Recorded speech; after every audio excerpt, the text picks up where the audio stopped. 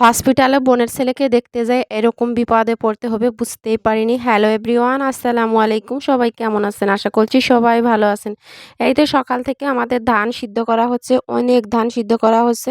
তো একদম ভোরবেলা উঠে এই তো ধান সিদ্ধ করা শুরু করে দিছি। আমি না, আমার মামি শাশুড়ি আসছে, আমার ছোট যা, আমরা সবাই মিলে ধান সিদ্ধ করছি, যেহেতু অনেকগুলা ধান।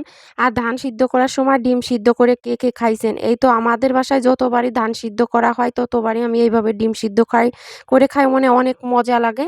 আর হঠাৎ করেই শুনি যে আমার বোনের ছেলে হয়েছে হসপিটালে সিজার করে, তো সেখানে ভাত নিয়ে যেতে হবে। ফ্রিজে কোনো মাংস ছিল না, তারপরে এই তো বাজারে চলে আসলাম মুরগি নিতে। তো এখান থেকে 2টা মুরগি নিয়ে নিলাম আর একটা চাল কুমড়া। আর এত পরিমাণ রোদ ছিল, দেখেন কি পরিমাণ রোদ আমাদের উঠান। আর আমাদের ধানগুলো হচ্ছে সব ছাদে নাড়া হয়েছে। আর এই তো মুরগিগুলো কেটে সুন্দরভাবে কিছু মাংস ফ্রিজে রেখে দিছে, আর এই মাংসগুলো হচ্ছে রান্না করা হবে। আর এই তো আমি রান্না করে নিচ্ছি, কড়াইতে তেল দিয়ে পেঁয়াজ কুচি দিয়ে, তারপরে বাটা মশলা মানে রসুন, পেঁয়াজ, জিরা, গরম মশলা, আদা বাটা সব কিছু দিয়ে দিছি, লবণ, হলুদ, মরিচের গুঁড়া দিয়ে সুন্দরভাবে মশলাটাকে কষিয়ে মুরগি রান্না করে নেব। আর আমি এইভাবে কষিয়ে মুরগি রান্না করি। আর এই তো মুরগির মাংসের মশলাও দিয়ে দিলাম একটু। আর মুরগির মাংসের মশলা দিলে মুরগির মাংসের স্বাদটা কিন্তু দ্বিগুণ বেড়ে যায়। তো এই তো আমি মুরগির মাংস রান্না করে নিচ্ছি একটু নেড়ে ছেড়ে আর কি।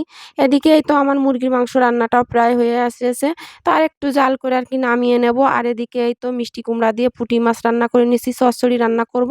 শুধু এক পদ নিলে তো আর হবে না, মুরগির মাংস রান্না করছি মিষ্টি কুমড়া দিয়ে, তারপর পুঁটি মাছ চচ্চড়ি, আলু ভাজি, এখানে 2টা ডিম সিদ্ধ করে তাও ভাজি করে নিছি। এখন এই তো আমার রান্না প্রায় কমপ্লিট। আর এই তো বিকালবেলা খাওয়া দাওয়া করে আমরা বেরিয়ে পড়ছি। তো আমি না, আমার সাথে এই তো আমার ভাসুরের 2টা ছেলে, তারপরে আমার দেবরের মেয়ে, তারপরে আমার ছোট যা, আমরা সবাই মিলে আর কি হাঁটতে হাঁটতে যাচ্ছি। রাস্তায় গিয়ে অটো নিব। আর এই তো রাস্তায় চলে আসছি, অটোও নিয়ে নিছি। আর আরাবিয়া সোনাকে বলছি যে তুমি কোনে যাচ্ছ? বলতেছে আমার ভাইকে দেখতে যাচ্ছি। আরাবিয়া তো মহা খুশি। তারপরে এই তো আমরা চলে আসছি।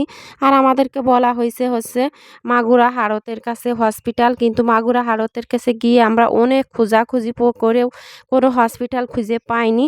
এদিকে কিন্তু সন্ধ্যাও লেগে গেছে। আর ভাত হাতে করে এই গরমে আমরা হাঁটাহাঁটি করে বেড়াচ্ছি, মানে 5-6টা গলি দিয়ে ঘুরছি, কোথাও হসপিটাল খুঁজে পাইনি। আসলে এই হসপিটালটা হচ্ছে আগে যেখানে ছিল সেইখানে নেই, অন্য জায়গা আর কি নতুন করা হয়েছে। আর আমরা মাগুরার মানুষ হয়ে মাগুরার ক্লিনিকই চিনি না, এটা একটা লজ্জা না?